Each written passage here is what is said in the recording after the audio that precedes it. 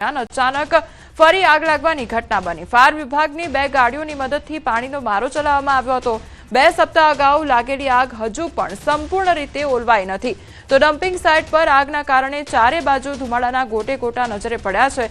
ત્યારે અગાઉ મ્યુનિસિપલ કમિશનરે આગ લાગવા પાછળનું ટેકનિકલ કારણ રજૂ કર્યું હતું। વિપક્ષે કચરાના નિકાલમાં મોટા કૌભાંડની આશંકા વ્યક્ત કરી હતી। તો એજન્સીને કચરાના વૈજ્ઞાનિક નિકાલ માટે આપ્યો છે 231 કરોડનો કોન્ટ્રાક્ટ। ત્યારે વૈજ્ઞાનિક નિકાલને બદલે આગ લગાડી હોવાના વિપક્ષના આક્ષેપો સામે આવ્યા છે।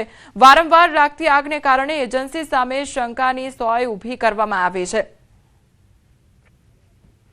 તો કચરાના ઢગલામાં આગ લાગવાની ઘટના સામે આવી છે અને અવારનવાર આ પ્રકારની ઘટનાઓ સામે આવી રહી છે કે જ્યાં કચરાના ઢગલામાં આગ લાગી રહી છે તો વિપક્ષ દ્વારા અનેક આક્ષેપો પણ કરવામાં આવી રહ્યા છે અને વારંવાર લાગતી આગને કારણે એજન્સી સામે અનેક સવાલો પણ ઉઠાવવામાં આવી રહ્યા છે। તો કરોડોનો કોન્ટ્રાક્ટ આપવામાં આવ્યો છે ત્યારે વૈજ્ઞાનિક નિકાલને બદલે આગ લગાડી હોવાના વિપક્ષ દ્વારા અનેક આક્ષેપો પણ કરવામાં આવી રહ્યા છે અને અનેક સવાલો પણ ઊભા થઈ રહ્યા છે।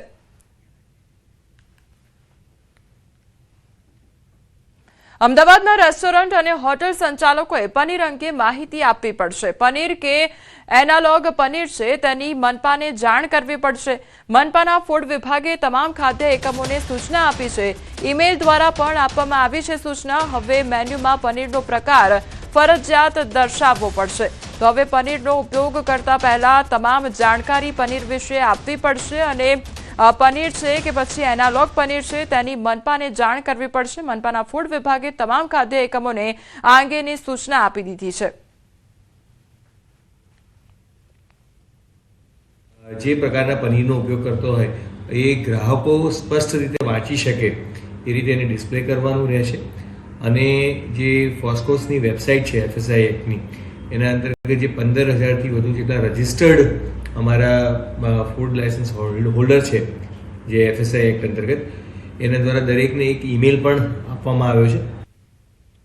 સુરતના કામરેજમાં તસ્કરોનો આતંક વધી રહ્યો હોય તેમ વધુ એક ચોરીની ઘટના સામે આવી છે।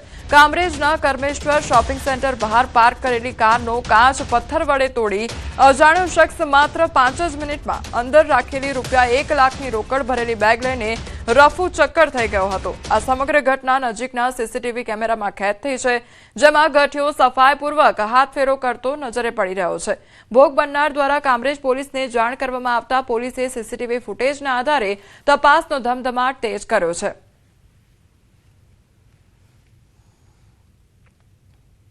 ડાંગના વઘઈમાં પોલીસે પિકઅપ ચોરી કરનાર ઈસમોને મુદ્દામાલ સાથે ઝડપી પાડ્યા છે। પોલીસ ઇન્સ્પેક્ટર A ચાવડાની કાર્યવાહી વઘઈ નાકા પાસે ઈસમોને ઝડપી પાડવામાં આવ્યા છે। તો વઘઈ આહવા રોડ પર વાહન ચેકિંગ દરમિયાન મહારાષ્ટ્ર પાસિંગવાળું વાહન તપાસ કરતા મામલો સામે આવ્યો। ડ્રાઈવર પાસે ગાડીના કાગળો માંગતા વાહન ચોરીનું હોવાનું જાણવા મળ્યું હતું। તો બંને આરોપીઓની વધુ પૂછપરછ કરી ચોરી કરેલા અન્ય પિકઅપ ગાડીનો ભેદ પણ ઉકેલાયો છે। અને આ પિકઅપ વધુ પૂછપરછ કરતાં માલુમ પડ્યું કે ભાઈ એમને આ પિકઅપ ચોરી કરી છે અને વધુ પૂછપરછ કરીને એમને એક બીજી પિકઅપ પણ ચોરી કરેલ હોય આવી આ કબૂલિયાત કરે અને બંને પિકઅપ મહારાષ્ટ્રથી જે છે ચોરી થયેલ હતી અને આ એક અનડિટેક્ટ ગુના 2 ચોરીના હતા જે ડિટેક્ટ કરવામાં વઘઈ પોલીસ સ્ટેશન દ્વારા સારી કામગીરી કરવામાં આવે છે। સમાચારમાં આગળ વાત કરીશું ઉમરેઠના જંગ વિશે।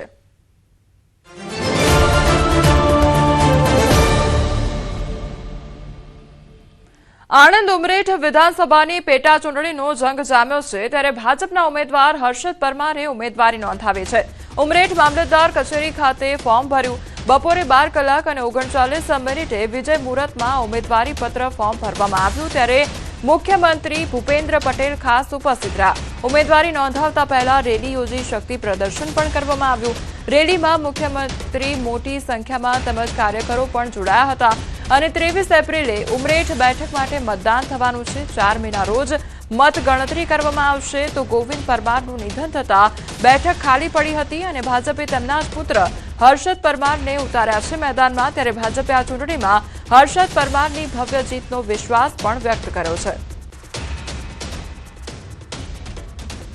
ઉમરેઠ વિધાનસભા મત વિસ્તારમાંથી પધારેલા સૌ ગામોના આગેવાનો, વડીલો, યુવાન દોસ્તો, મિત્રો, આજે જ્યારે આટલી બહોળી સંખ્યામાં જ્યારે ઉમરેઠ વિધાનસભા મત વિસ્તારમાંથી પ્રજાજનોએ મને જ્યારે આશીર્વાદ આપ્યા છે તો આપ સૌને વાત જણાવવા માંગુ છું કે આ આશીર્વાદ એક મત સ્વરૂપે છે અને અમારી જીત એ નિશ્ચિત આપ સૌને દેખાઈ જ રહી હશે. તો પ્રજાજનો પણ મત આપીને અને સૌથી ઐતિહાસિક લીડોથી વિજય બનાવીને ગોવિંદભાઈને શ્રદ્ધાંજલિ અર્પણ કરશે. ચોક્કસ મને વિશ્વાસ છે કે જંગી બહુમતીથી હર્ષદભાઈનો વિજય થશે અને ઉમરેઠમાં ભારતીય જનતા પાર્ટીનું કમળ ખીલશે. યુસીસી બિલ મુદ્દે અસદુદ્દીન ઓવૈસીનું નિવેદન સામે આવ્યું છે. ઓવૈસીએ ભાજપ પર નિશાન સાધ્યું છે.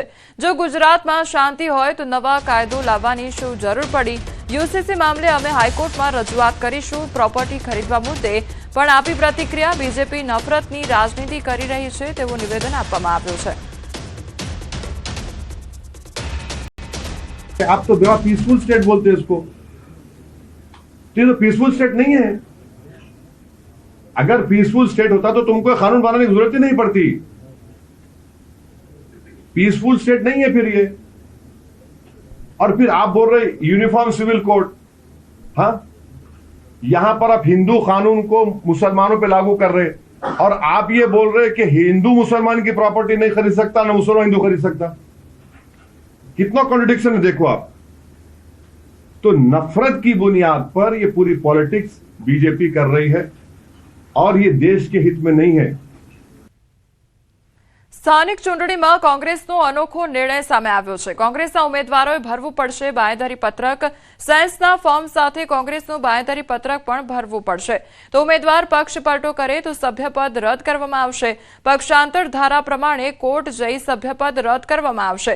ચૂંટણી પહેલા જ કોંગ્રેસને ઉમેદવારો પર ભરોસો નહીં તો બનાસકાંઠામાં સ્થાનિક સ્વરાજની ચૂંટણીમાં કોંગ્રેસની સાયન્સની પ્રક્રિયામાં આ અનોખો નિર્ણય ચર્ચાસ્પદ બન્યો છે. સાથે જ ચર્ચા થઈ રહી છે કે શું કોંગ્રેસના નેતાઓને તેમના ઉમેદવારો પર ભરોસો નથી. કે ઉમેદવાર જોડેથી એક ફોજદારી લેખ લખવામાં આવશે. એને ભવિષ્યમાં કોંગ્રેસ પક્ષના વ્હીપનું કોંગ્રેસ પક્ષના આદેશનું એ ચુસ્તપણે પાલન કરે ન કરે તો એના માટે આ વખતે એક ફોજદારી લેખ સ્ટેમ્પ ઉપર નોટરાઇઝ કરી અને આપવાનું રહેશે એવું અમે નક્કી કરીશું. એનું કારણ કે ભવિષ્યમાં કોઈ પક્ષ સાથે કોઈ પક્ષપલટો ના કરે એનું મુખ્ય કારણ આ છે. છતાં પણ પક્ષપલટો કરશે તો શું? પક્ષપલટો કરશે તો પક્ષાંતર ધારા નીચે માન્ય ગાંધીનગરની કોર્ટમાં જઈ એને પક્ષાંત તરીકે સભ્યપદ એનું રદ કરાઈશ. ગુજરાત કોંગ્રેસમાં ઘર વાપસીનો દોર યથાવત જોવા મળી રહ્યો છે. જંબુસરના પૂર્વ ધારાસભ્યની કોંગ્રેસમાં ઘર વાપસી થઈ તો ગુરુની આજ્ઞાથી હું ભાજપમાં જોડાયો હતો અને સતત અવગણનાના કારણે ભાજપ છોડ્યું છે તેવું કહ્યું છે. પ્રેમ સ્વરૂપ સ્વામીના આદેશથી કોંગ્રેસમાં જોડાઈશ. 4000 લોકો સાથે કોંગ્રેસમાં જોડાયા. કોંગ્રેસ જે જવાબદારી આપશે તે નિભાવીશું. 12 એપ્રિલના રોજ કોંગ્રેસનો ખેસ પણ ધારણ કરશે. પરમ પૂજ્ય હરિપ્રસાદ સ્વામીજી મહારાજ હરિધામ સોખડા એમની આજ્ઞાથી ને એમના કહેવાથી ભાજપની અંદર હું જોઈન્ટ થયો. પણ જ્યારે સ્વામીજીની સાથે એમને જે કમિટમેન્ટ કરી હશે કોઈ કમિટમેન્ટ આજ દિન સુધી પૂરી થઈ નથી. સતત અવગણના થતી હોય તો કોઈ પણ માણસ એનું છે તે ભાઈ સ્વમાન બધાને વાલું હોય. એટલે આજે એ જ સ્વામીજીના શિષ્ય છે અમારા પ્રેમ